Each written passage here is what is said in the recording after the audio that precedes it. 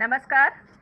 स्वच्छंदाच्या ह्या नमस्ते. उपक्रमात आज आपण एका वेगळ्या पाहुण्यांना भेटत आहोत आणि त्या परदेशात राहतात आणि त्यांचं नाव आहे श्रीमती ॲलन मायनर. नेहमीच्या प्रमाणे थोडासा आजचा आपण बदल असा घडवला आहे की ॲलन अमेरिकेत राहतात आणि त्यामुळे आपण त्यांच्याशी संवाद इंग्लिश आणि हिंदी अशा पद्धतीने साधणार आहोत. नमस्ते Allen ji. Namaste, Deepali ji. Thank you for inviting me.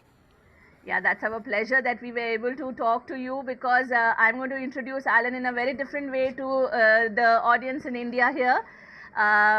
Although we are conversing to Alan in English right now, but the best aspect about Alan is that she is very well versed in Hindi and also some other aspects which are a surprise element for our audience, and definitely that she will only tell us as we just pass through the conversation. So, hi Alan. So we will Hello. converse with you in Hindi and English as you are comfortable.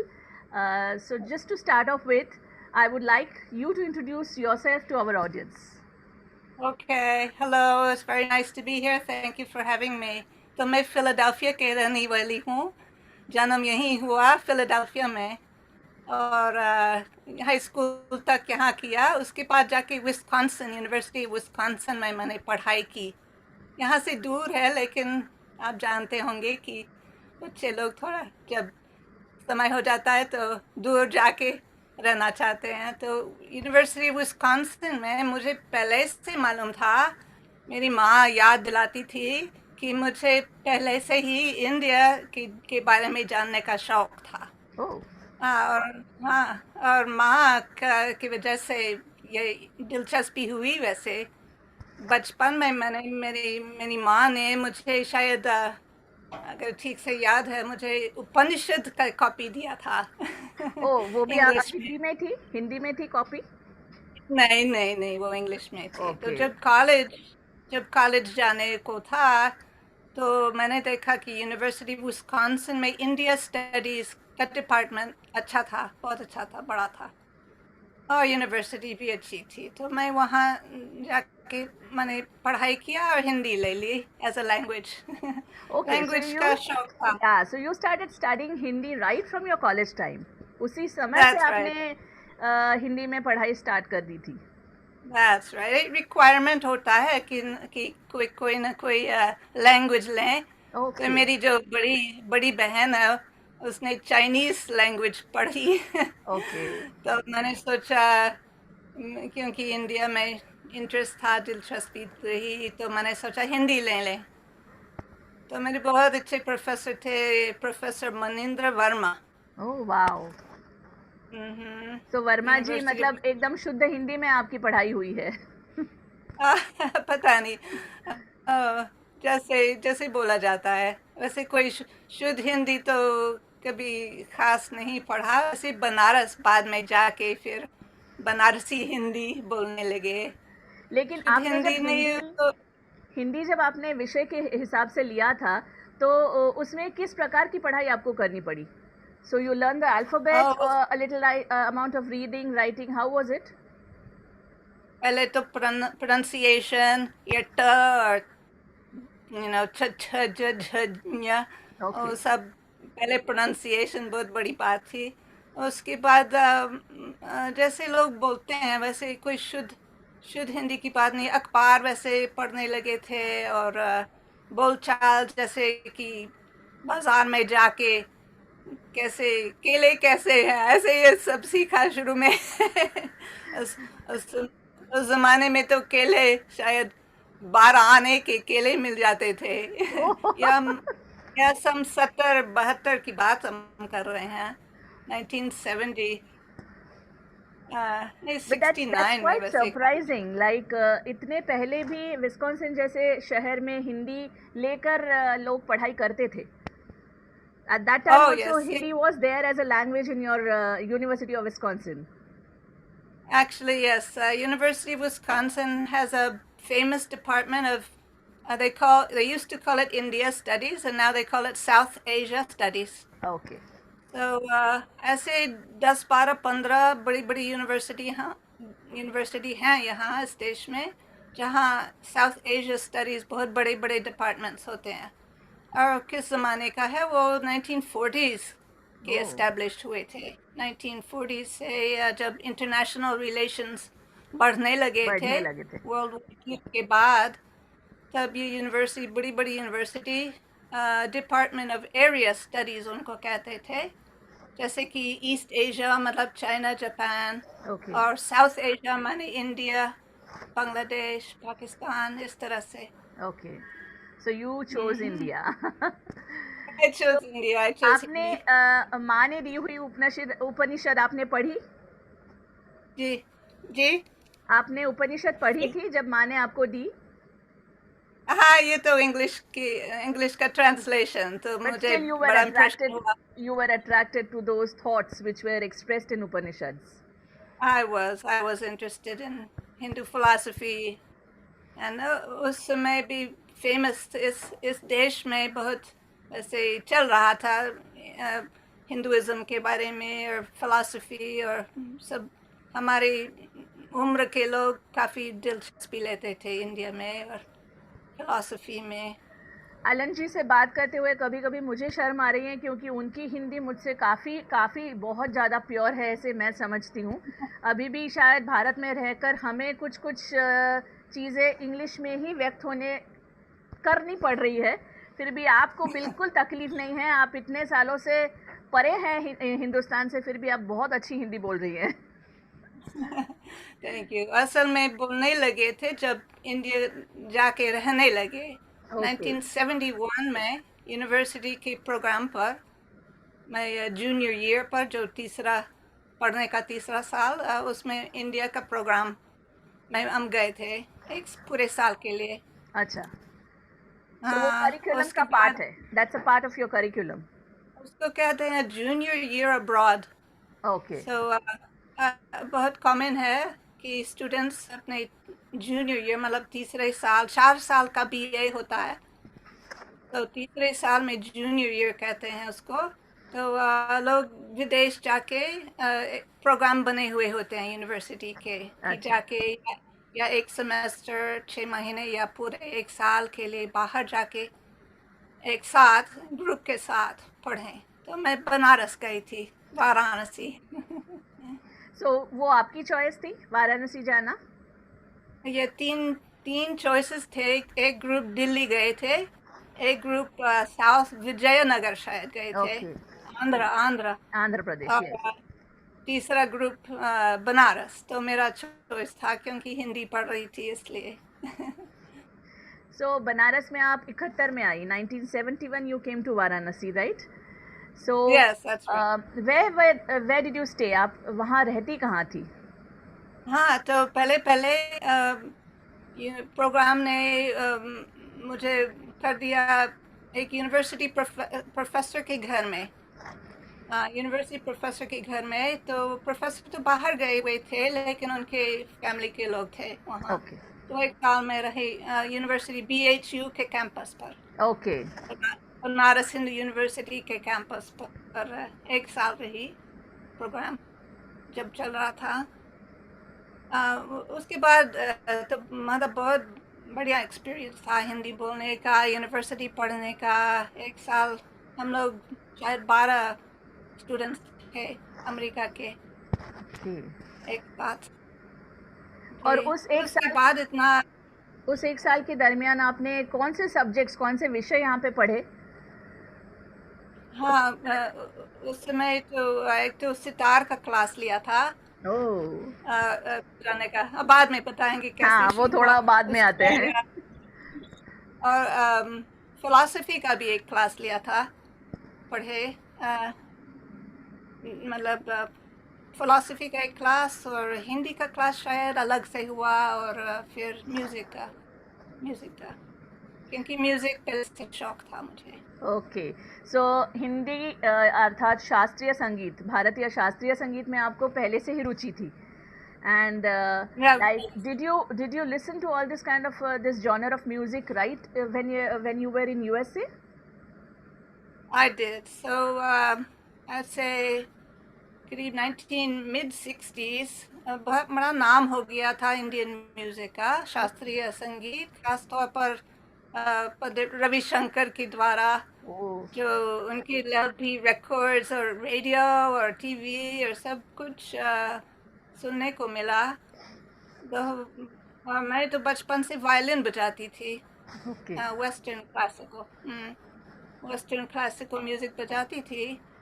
लेकिन जब Indian music सुना और फिर हिंदी पढ़ने लगे तो university में भी एक मौका मिला, सितार सीखना शुरू किया वहाँ यूनिवर्सिटी विस्कॉन्सिन में। एक बंगाल के डॉक्टर रहे थे, डॉक्टर श्यामल सिन्हा। ओके, तो वो कैंपस पर लेसन्स देते थे, 4-5 स्टूडेंट्स थे उनके सितार के। तो मैंने वहीं शुरू किया था sitar. So since you were playing violin, you were attracted to the string instruments. That's So right. you suddenly shifted from violin to sitar. So sitar आपका दूसरा प्रेम, हिंदी के बाद आपका दूसरा प्रेम सितार था। तो ऑडियंस को तो हम बताने ही वाले हैं, लेकिन बनारस में आप जब रही, वाराणसी में जब रही, तो हिंदू कल्चर का कौन सा भाग आपको सबसे ज़्यादा अच्छा लगा? हिंदू कल्चर का क्या, हिंदू और इसको अलग अलग करना बड़ा मुश्किल है।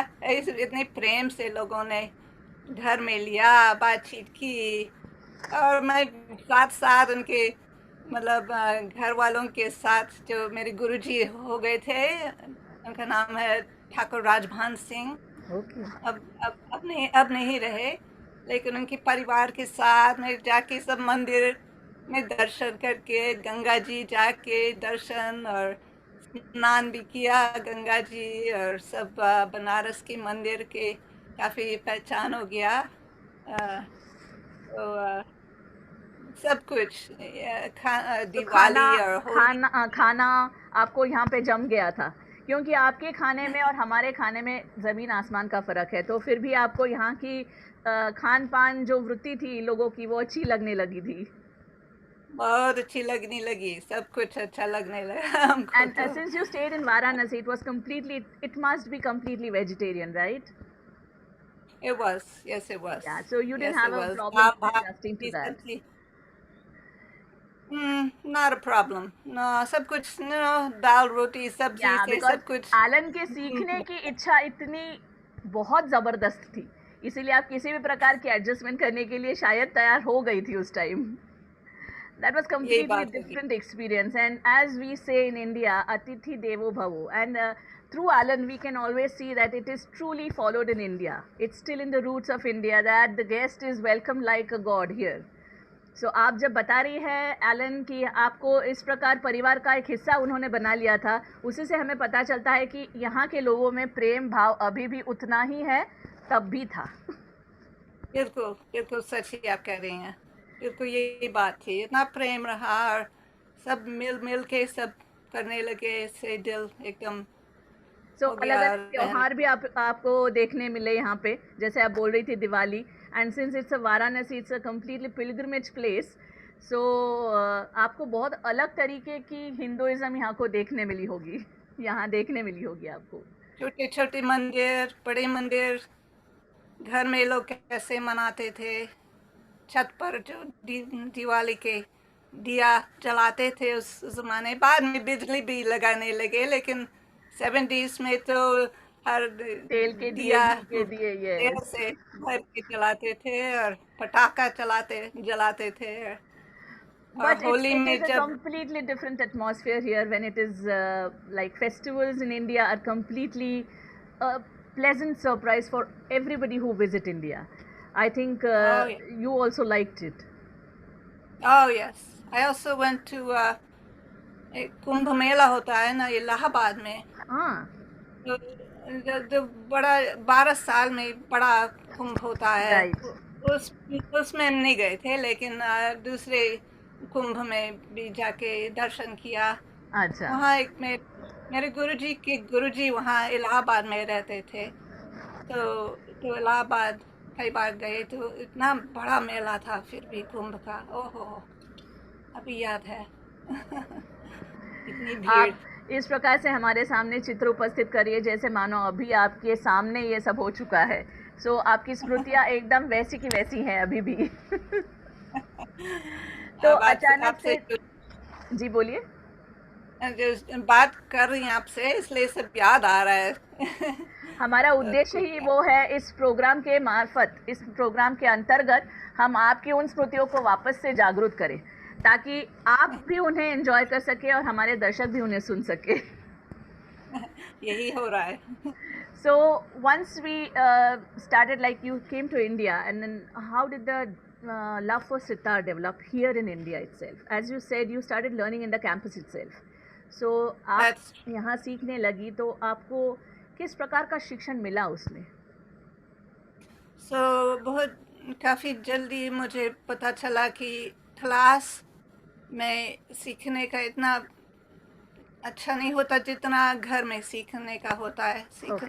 So I started, जो यूनिवर्सिटी में मेरे गुरुजी रहे ठाकुर राजमान सिंह, उनके घर जाके हम सीखने लगे। Okay. So then I began learning every day at his house with other students. उनके और भी The students parampara थे that घर you में। follow here. So you started going. Yes, that's right. Okay. That's right. गुरु शिष्य type परंपरा, माने मतलब डंडा भी बंधा, Oh. बांधा जो भी शिष्य बनी इसका। So what was और the basic method of learning sitar? Like you started off right from the scrap? well, you know, I studied just a little bit before I went, but जैसे नया teacher के पास जाइए तो कहेंगे कि नहीं वो हाथ गलत है, ऐसे ऐसे डालिए। तो उन्होंने शुरू ही से सिखाया और बहुत प्रेम से सिखाया। और जैसे वो बजाते हैं तो फिर हम लोग बजाने को कोशिश करते हैं। तो धीरे धीरे वो अपना, और फिर हम कहते हैं कि जब बजाओ तो कुछ लिखा हुआ नहीं रहता है, सब सब यहाँ याद पे, करना पड़ता है। सब सब यहीं सब पे। दिल से और यहाँ से सीखना है। तो धीरे धीरे होने लगता है। अगर रोज रोज जाइए, जैसे कि पहले ज़माने में रोज वहीं रहते थे पहले गुरुजी के घर में, तो यही मतलब सबसे अच्छा अगर हो सके तो। उसके बाद फिर धीरे धीरे प्रोग्राम भी हम देने लगे। जैसे या एक कॉन्सर्ट रिक्वायरमेंट था, मैं पढ़ रही थी यूनिवर्सिटी की तरफ से, तो एक कॉन्सर्ट प्रोग्राम देना एक रिक्वायर्ड था। तो BHU में, बनारस हिंदू यूनिवर्सिटी में बैठ के एक कॉन्सर्ट भी बजाया था उस साल के आखिर। अभी उसका भी याद आ रहा है, बहुत डर लग रहा था। सब BHU के म्यूजिक स्टूडेंट बैठे हुए हैं, सब प्रोफेसर बैठे हुए हैं। फिर तो लेकिन धीरे धीरे फिर अपने गुरुजी अपने पास लेके प्रोग्राम करने लगे। मैं बैठ के तंबूरा बजाती थी, उसके बाद मैं भी बजाने लगी। so how long was the period? कितने साल आप सीखी, या उसी एक साल के पीरियड में आपने उनसे सीखा, या उसके बाद भी आप इंडिया में रही? तो आफ्टर 1 year, एक साल के बाद मुझे इतना लगन हुआ था कि मैंने सोचा कि एक साल और रहूं। So I took a break from university और एक साल और रही वहाँ। जैसे रह रहे थे, दूसरा अपार्टमेंट लिया अपने गुरुजी के घर के पास। लेकिन आफ्टर दैट 2 साल रहे, उसके बाद वापस आके BA पूरा किया यूनिवर्सिटी विस्कॉन्सिन में, और वहीं जाके फिर ग्रांट के लिए अप्लाई किया। तो मैंने मुझे ग्रांट मिला। यहाँ ग्रांट होते हैं तो फुल ब्राइट ग्रांट मिल गया मुझे। तो फुल ब्राइट ग्रांट लेके फिर वापस गए बनारस। वहाँ शायद 2-3 साल रहे उसी ग्रांट पर। So और उसके बाद grant is basically what we call scholarships in India? That's right, scholarship. Okay. Scholarship for studying music. Scholarship for studying music. I was enrolled in Banaras Hindu University. Then actually after that grant, I got a second grant. So I ended up staying in Banaras for about 10 years, actually. Oh, 10 साल रही बनारस में जाके, 2 grant मिल गए एक के बाद एक, और उसके बाद आखिर फिर अंत में पीएचडी भी किया बनारस हिंदू यूनिवर्सिटी में। That's great. So you're Dr. Alan. Doctor, yes, in musicology from Banaras Hindu University. That's great. That's great. That's an achievement, truly, because staying away from India, being non-resident Indian, you stayed here, you studied Indian music. That's absolutely an achievement, and an inspiration for the people out here. कि आपने इतनी लगन थी आपको music में, भारतीय शास्त्रीय संगीत में, कि आप वापस आई, उसी में आपने शिक्षण प्राप्त किया, उसमें डॉक्टरेट हासिल की. तो उस 10 साल के दरमियान आपने क्या क्या किया? 10 साल में वो वही सितार मतलब प्रोग्राम देने लगे, सीखते रहे, थोड़ा सा विजिट भी किया इंडिया, जैसे पहाड़ गए थे देखने, मसूरी और कश्मीर भी गए थे एक बार, गोवा की तरफ के थोड़ा सा घुमा, लेकिन ज़्यादातर बनारस में रह के सितार सीखते रहे और फिर पढ़ाई किया पीएचडी का. Okay. PhD. Mm-hmm. Okay. And my PhD actually was on the history of the sitar. So, Oh, that's a PhD in किताब, history of sitar. That's great. yeah, उसकी किताब भी निकली है Oh, wow. दिल्ली से छपी हुई है. That's great. That's great. Sitar में आपको सबसे अच्छा राग कौन सा लगता है? ओह, बहुत राग अच्छे लगते हैं. अब तो बसंत का मौसम हो रहा है, तो इसलिए काफ़ी बजाने का मौसम है. काफ़ी राग जो बसंत में बजाया जाता है, और फिर बसंत राग है, जैसे शाम के राग हमको झिंझोटी बहुत अच्छा लगता है, राग झिंझोटी. रात का राग बिहाग बहुत अच्छा लगता है. सुबह राग Bilawal, अलैया Bilawal. Oh. So it is like in your hearts. Sitar and the entire music is actually residing in your heart. So we can feel the glow on Alan's face when she's talking about all the musical ragas. But as you practice sitar in India, आपको वापस जब लौटना पड़ा, आपने सितार बजाने का ये जो पैशन था, उसे किस प्रकार यहाँ पे कंटिन्यूड रखा, जारी रखा? ये तो सवाल ये अच्छा है. तो नौकरी की बात थी मतलब कि पीएचडी भी किया वहाँ, लेकिन यहाँ इंडियन म्यूजिक का पीएचडी लेकर कोई ज़्यादा पोजीशंस नहीं मिलते हैं. Absolutely. तो फिर फिलाडेल्फिया मेरा घर था. फिलाडेल्फिया वापस आके यूनिवर्सिटी ऑफ पेंसिल्वेनिया, बहुत बड़ी यूनिवर्सिटी Yes. है इस शहर में. तो मैंने देखा कि वहाँ का भी India studies, south Asia studies बहुत बड़ा डिपार्टमेंट है, और बहुत मशहूर और सबसे पुराना डिपार्टमेंट इंडिया स्टडीज़ का. तो मैंने जाके वहाँ लाइब्रेरी में कुछ काम किया था, साउथ एशिया लाइब्रेरी में. उसके बाद मेरी जो फ्रेंड और रिटायर्ड लाइब्रेरियन कांता भाटिया, वो दिल्ली की हैं, तो अभी भी फिलाडेल्फिया में, उन्होंने इंट्रोड्यूस किया, और मैंने फिर पीएचडी का इनरोल किया, पीएचडी के लिए, दूसरा पीएचडी के लिए यूनिवर्सिटी ऑफ पेंसिल्वेनिया में, क्योंकि पढ़ाने का पोजीशन नहीं मिल रहा था. तो मैं सोचा अच्छा पढ़ लूँ आगे. तो फिर स्कॉलरशिप उसके लिए भी मिल गया. तो मैंने संस्कृत में पीएचडी किया. Oh my God, Alan, that's a surprise after surprise even for me. So, but who was your guru then? Sanskrit आपको यहाँ पे किसने उसमें गाइड किया? So the department was so well equipped. Sanskrit मैंने शुरू में तो बनारस में थोड़ा सा किया था. मेरी मैं एडवाइज़र थी प्रोफेसर प्रेमलता शर्मा. बहुत बड़ी म्यूजिकोलॉजी की बहुत बड़ी स्कॉलर थी.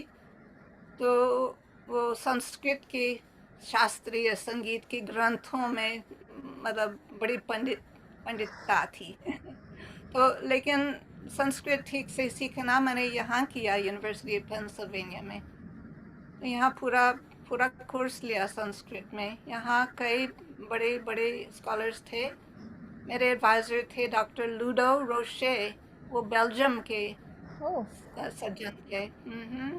उसके बाद वो अभी नहीं रहे। फिर डॉक्टर जॉर्ज कार्डोना, यहीं के रहने वाले, बड़े पाणिनि और बड़े व्याकरण के बड़े स्कॉलर हैं। उसके बाद डॉक्टर हाल्बफास, वो जर्मन स्कॉलर रहे, वो यहीं पढ़ाते थे फिलॉसफी। तो यूनिवर्सिटी ऑफ पेंसिल्वेनिया में बड़े बड़े संस्कृत के स्कॉलर रहे, अभी भी हैं। अभी वो लोग नहीं हैं, और लोग हैं, आगे वाले लोग हैं। ये आगे मुझे वाले यह लोग। जानकर खुशी हुई कि आपने जिन जिन से संस्कृत सीखा वो कोई भी इंडियन नहीं थे, वो सारे विदेशी थे, और फिर भी आप बोले कि संस्कृत में पारंगत थे। काफ़ी जान के काफ़ी अच्छा लग रहा है, अभिमान लग रहा है कि हमारे देश की भाषा वहाँ इतनी अच्छी तरह से सीखी और सिखाई जाती है। अब ज़्यादातर इंडिया के स्कॉलर्स आके मतलब बराबर हैं, आ गए हैं पहले से ज़्यादा। पहले ज़माने में तो जर्मनी और बेल्जियम और इस तरह देश में व्याकरण लिंग्विस्ट टाइप के स्कॉलर्स रहते थे। अब बाद में फिर इंडिया के स्कॉलर्स ज़्यादातर पढ़ाते हैं। तो आपकी पीएचडी संस्कृत में भी हो गई? हो गई। So she's a double doctorate audience. Like, it's a pleasure that we are having such a wonderful lady on our show. I am absolutely blessed. And Alan, after that, what did you do? PhD भी मिल तो वो भी मिल गई। उसके बाद मुझे position मिल गया university Pennsylvania में सितार सिखाने का। Oh, so your passion. My passion. I was able to teach classes in sitar, beginning intermediate sitar, for 30 years. 30 years I taught at the University of Pennsylvania. Yes. Oh my Sitar God. class. Sitar class, उसमें हर semester 2 semester होते हैं साल में, तो हर semester 12-12 students, क्योंकि कमरा छोटा ही था, 12-12 सितार के स्टूडेंट्स आके सीखते थे। और फिर इंटरमीडिएट भी रहे।